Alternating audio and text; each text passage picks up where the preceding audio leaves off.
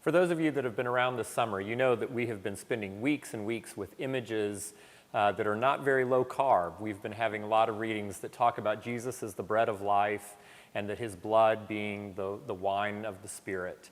And we will continue that. This is sort of the last week that we'll have those kinds of images. And as we are transitioning out of that sort of theme in the Gospels, Jesus once again says, "Those who eat my flesh and drink my blood will abide in me and I in them." And this is a very difficult teaching for those who are first hearing these and first exposed to these concepts. And so in this week's Gospel, Jesus meets with some resistance, and he counters that, yes, these are difficult concepts to grapple with, and yet these are the words of the Spirit. And that's really a launching point for us to think about Jesus' teachings as words of spirit and life.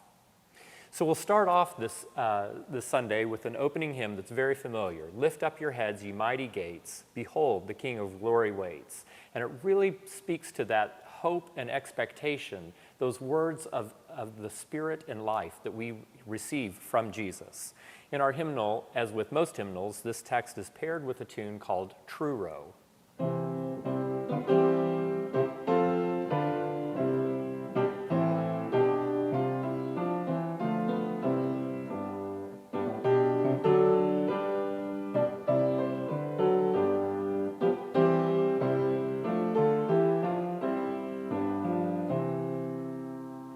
So that text, "Lift up your heads, ye mighty gates," a versification of Psalm 24, was originally written. This text was written in German in the 18th century to be used on the first Sunday of Advent.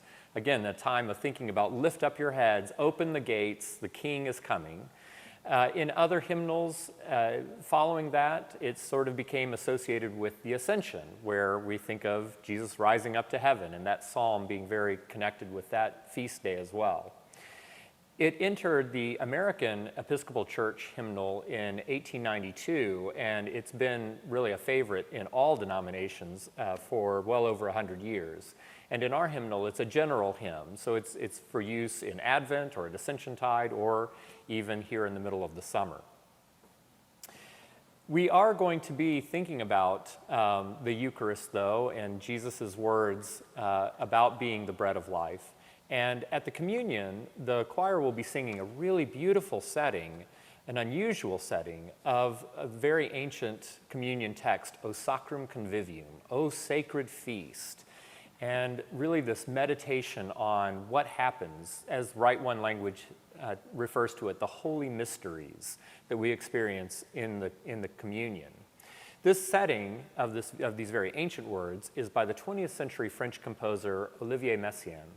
And Messiaen developed his own sort of harmonic language, but this happens right at the beginning of his career. He was about 29 years old when he wrote this setting, and you can hear that he's sort of growing out of a style that we're a little bit more familiar with. It sounds a little bit like late Debussy.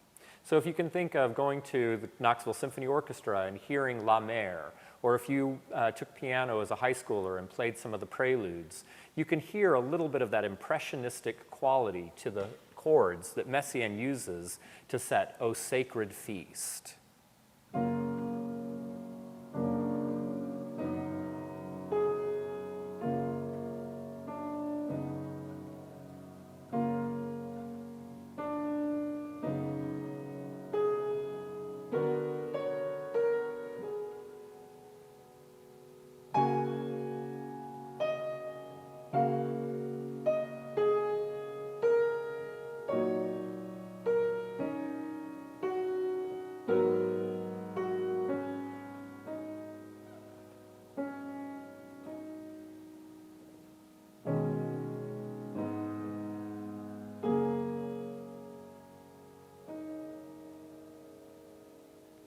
And that was playing it at about twice as fast as the choir will actually sing it. It's a very slow, meditative piece, kind of almost as if it's stuck in amber. Really beautiful harmonies, and gives you a lot of space to really think about the text and what it means. We'll be following that right on with a really popular tune and text, Come Thou Fount of Every Blessing, something that really comes from the American tradition and has that same kind of joy and spirit to it. So we have a lot of really wonderful music this week. We hope that you will come and celebrate communion and our communion with each other with us here at St. John's.